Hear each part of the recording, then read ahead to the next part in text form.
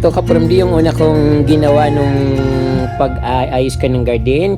So sabi ko nga, dream ko kasi yung mga bromeliads na plant, kaya nilagyan ko dito ng mga bromeliads sa gilid. Although nauna ko nang tinanim yung mayana, kaya mag-overlapping sila kapag at lumaki na yung mayana, dapat tanggalin ko sila diyan para yung yung mga bromeliads makabuelo. Saka kapramdi yung bromeliads dito sa bandang site na to, sa lugar na ito, naaarawan ito, kaya pagdating ng summer, yung mga bromeliads na yan ay magto-turn to yellow or orange yung kanyang mga dahon. Kaya very very excited ako na dumating na yung summer. Sana naman tuloy-tuloy na yung summer kasi sobrang ulan na talaga dito.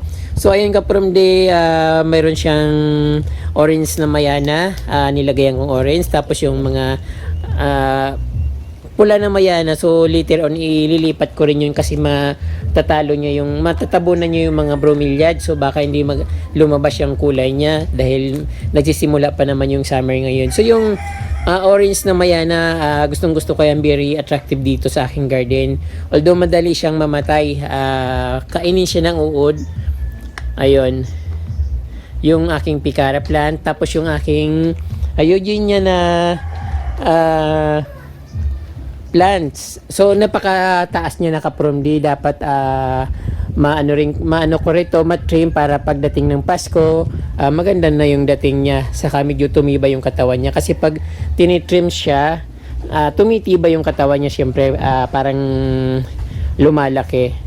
Kaya dapat hindi siya masyadong pataasin kasi pag mataas, matatalo siya ng hangin dito. Sobrang lakas ng hangin dito. So ayun kapramdi yung una kong ginawa sa aking garden dito sa backyard garden. Dito naman sa kapramdi, sa mismong pinakagilid ng kubo, actually nakapront ito sa morning sun. Pag lumabas yung araw dito tumatama. Kaya nilipat ko dito yung mga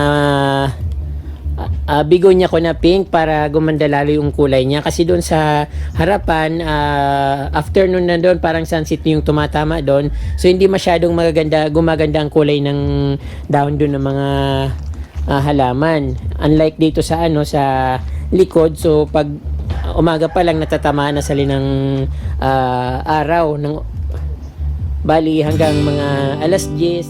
Ganun. So tama na yung init na yung ganito.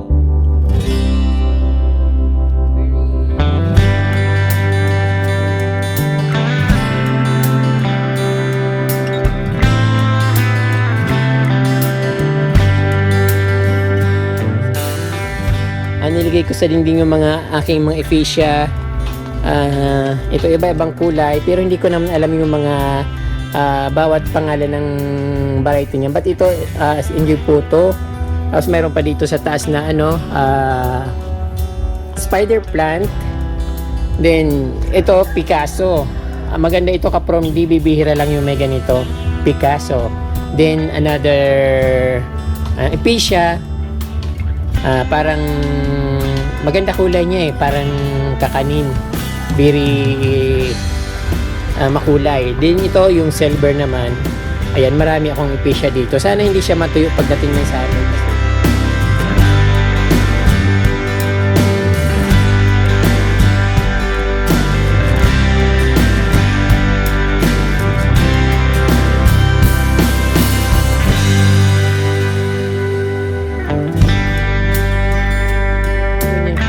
Mga native bigonya lang ito mga kapramdi. So hindi ito sensitive kahit na diligan siya, kahit na medyo maarawan. But mostly ang gusto nila medyo dry yung soil. Medyo nagmo-moist, hindi naman dry kasi natutuyo din sila. Then yung ferns na binili ko sa Tigawon, kay Ma'am Dil sa Tigawon binili ko ito. Then another ferns na binili ko rin kay Luna Tralala. Ayan, ito rin naman yung pinagmamalaki ko palagi na red cherry. So matagal siyang lumaki. Yung dahon niya nga umano siya, parang kumukulot-kulot kasi minsan natatamaan siya ng init, tapos mainit na mainit, tapos biglang uulan. So ganun. Pero sa ngayon ang lamig dito ka from parang sa inyo rin, katulad din sa inyo yung ang klima dito sa amin. But mostly dito talagang maulan, kaya bihirang-bihira ako makapag-ayos ng mga halaman. Ayan, bigonya. Napakaganda ng aking bigonya. Then, may favorite na ephesia. Gusto ko ito ka-from kasi parang dark yung kulay niya. Tapos, may something na may nagpipink. Tapos, parang may silver. Then, Picasso na ephesia. Ayan, mga flowering na siya. Ito naman, nakala ko nito hindi na siya mabubuhay. Kasi nawala na lahat na dahon niya, kaya nilipat ko dito sa medyo naarawan. Ayan, ang ganda-ganda ng kanyang kulay. Saka yung bulaklak niya ka-from di napakaganda. Ayan, superb. Then, dito naman sa bandang taas, ayan, green, tapos ang bulaklak niya ay so yan yung mga ginawa ko dito ka-from day, yung mga inayos-ayos ko dito ng habang nakatambay ako dito, habang nag-aantay ng gumandang panahon, kahit papano paunti-unti kong naayos yung garden ko dito sa likuran.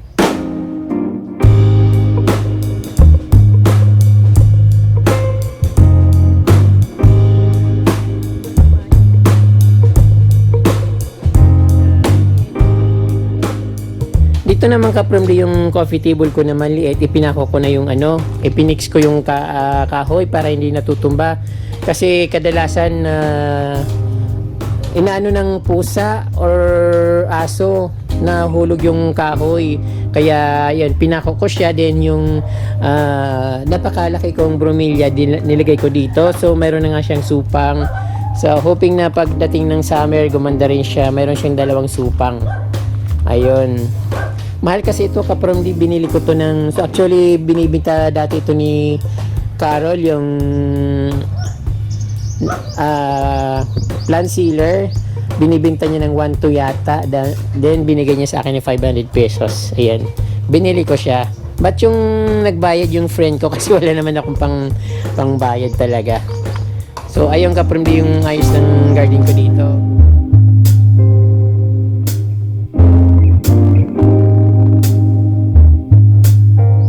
So dito ka-from sa medyo bandang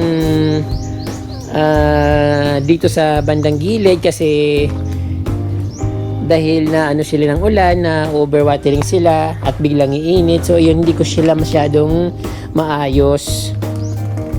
Yung mga syngonium dito na puti, nakalimutan ko na yung pangalan nito, pero ayun, dati last na siya, tapos biglang na siya, na overwatering, kaya ayan, ang niya, paisa-isa na lang yung mga dahon niya.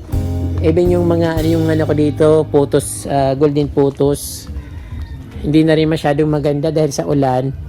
Ayun, pero sana bumalik na yung nila, katawan nila dahil mainit na, kasi mga yan ka-from mga mga summer plant kasi yung mga kadalasan sa mga halaman ko dito.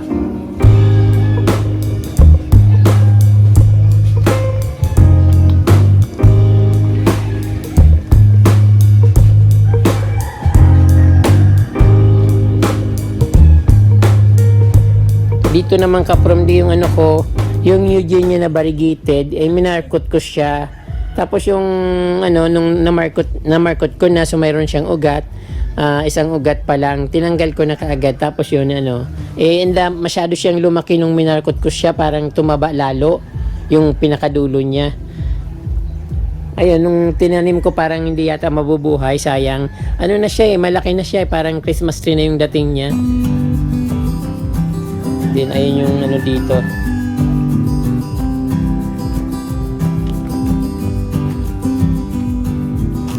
Itong ko na to ng kutsarita na ito, ngayon lang ito pumula.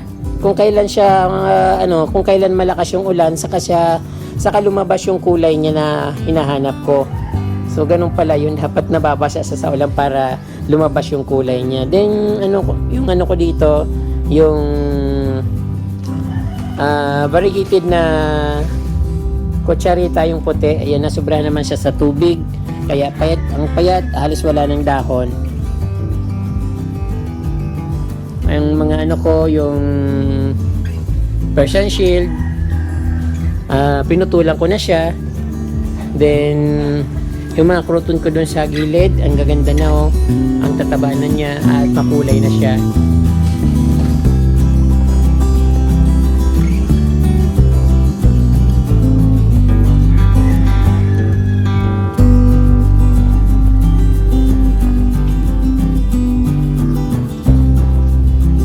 Yun, hindi pa ako nakapaglinis nga dito, hindi ko pa natanggal yung mga dahon. Malakas ang hangin ngayon dito Kapromdi. Ngayon lang uminit at malakas yung hangin. Yung ano ko naman, bagong putol ko na lamang ito na ano, doon niya los na pula. So ayan, bumalik na naman yung dahon niya. Ang maganda dito Kapromdi, kapag namulaklak talagang pulang-pula siya. So halos yung mga dahon niya, wala ka nang makikitang dahon, halos parang bulaklak na lahat. So ayun, may mga ano rin ako dito Kapromdi, may mga bougainvillea na ayun, siguro magpa-flower ito kasi nawawala na yung mga dahon niya. Yung bougainvillea kapag nawala yung mga dahon, kadalasan ay ang ipapalit ay mga bulaklak. Ayun. Then yung calabash, binibilog ko siya. Gusto ko sana siyang magbunga na kasi yung bunga nito ay napakalaki, napakatigas, parang bunga ng niyog, parang ganun yung ano niya, bunga.